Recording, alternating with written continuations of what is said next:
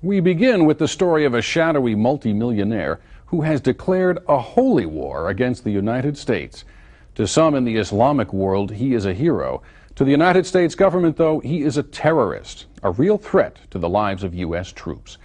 He is Osama bin Laden, and Impact's Peter Arnett takes us into his hideaway and into his mind with this first ever television interview.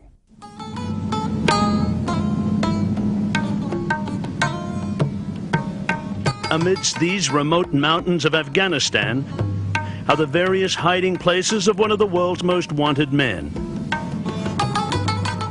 Osama bin Laden. We declared a jihad, a holy war, against the United States government because it is unjust, criminal, and tyrannical.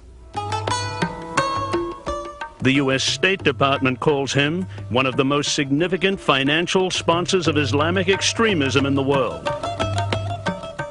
He is a major terrorist financier, and with a large fortune of his own, he has bankrolled terrorist groups and individuals all over the world.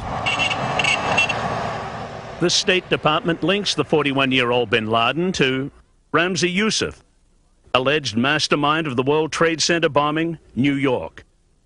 An attempted bombing of U.S. troops in 1992, Yemen. Terrorist training camps in Sudan and Afghanistan. Islamic terrorist groups in Egypt and Algeria. Younger generation, Islamic, especially those Islamic fundamentalists, they are looking for a hero. And Mr. bin Laden fit the bill. In Western intelligence circles, bin Laden is best known for this document, a call for jihad or holy war against the thousands of U.S. soldiers now stationed in Saudi Arabia. That call to jihad came after 2 bombings of U.S. troops in Saudi Arabia.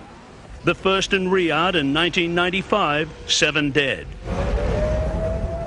The second in Dhahran in 1996, 19 dead, hundreds injured.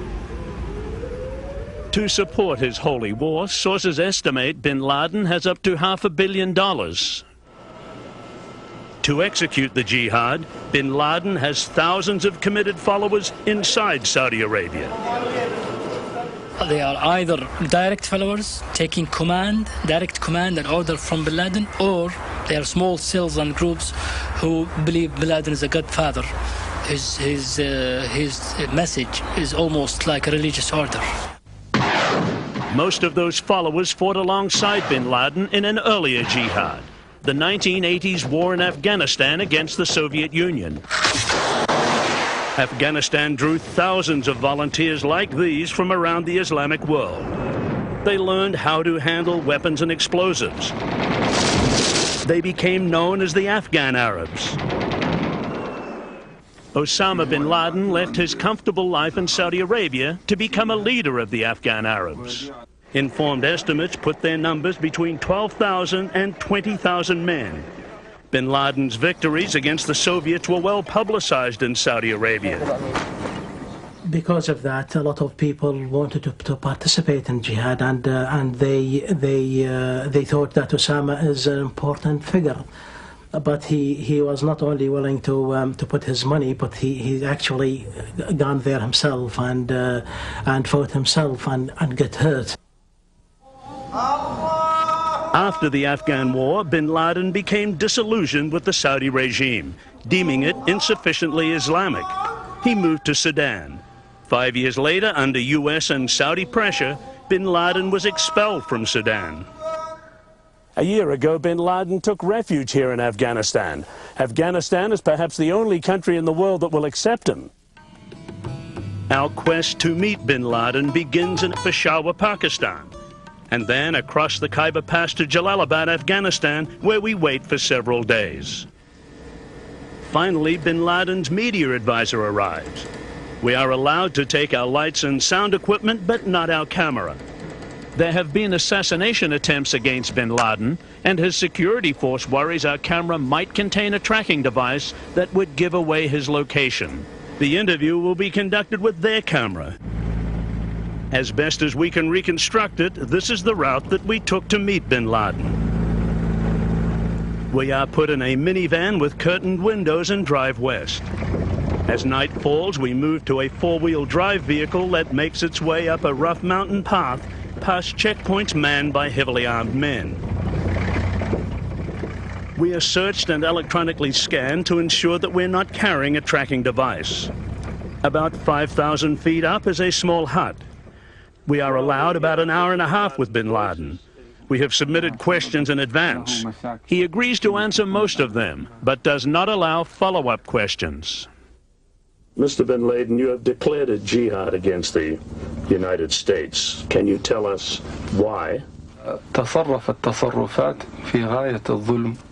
The US government has committed acts that are extremely unjust, hideous and criminal through its support of the Israeli occupation of Palestine. And we believe the US is directly responsible for those killed in Palestine, Lebanon and Iraq. Due to its subordination to the Jews, the arrogance of the United States regime has reached the point that they occupied Arabia, the holiest place of the Muslims, who are more than 1 billion people in the world today. For this and other acts of aggression and injustice, we have declared jihad against the US. Is the jihad directed against the US government or United States troops in Arabia? What about US civilians in Arabia or the people of the United States? We have focused our declaration of jihad on striking at the US soldiers inside Arabia, the country of the two holy places, Mecca and Medina. In our religion, it is not permissible for any non-Muslim to stay in Arabia. Therefore, even though American civilians are not targeted in our plan, they must leave. We do not guarantee their safety. When this guy delivers his statements attacking the U.S. presence or his call for jihad, he is justifying these actions in very explicit Quranic, Islamic terms with a law. It's like a careful legal brief.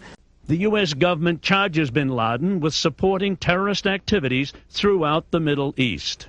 The U.S. today has set a double standard, calling whoever goes against its injustice a terrorist. It wants to occupy our countries, steal our resources, impose agents on us to rule us, and then wants us to agree to all this. If we refuse to do so, it says we are terrorists. When Palestinian children throw stones against the Israeli occupation, the US says they are terrorists. Whereas when Israel bombed the United Nations building in Lebanon, while it was full of children and women, the US stopped any plan to condemn Israel. The U.S. government also points to bin Laden's circumstantial ties to terrorism within the United States. Mr. bin Laden, if you had an opportunity to give a message to President Clinton, what would that message be?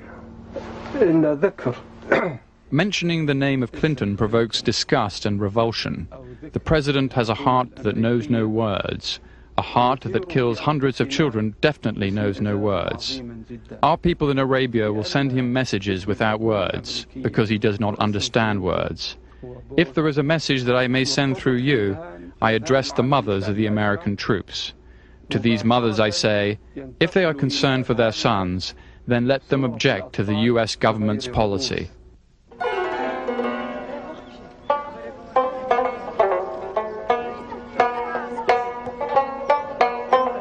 But in Afghanistan, bin Laden is beyond the reach of US law enforcement. The country is dominated by the Taliban, a movement of religious students turned warriors who have imposed their harsh interpretation of Islam. The Taliban have recently declared that bin Laden is their guest, providing he does not attack other nations. But bin Laden may have other ideas. What are your future plans? You'll see them and hear about them in the media, God willing.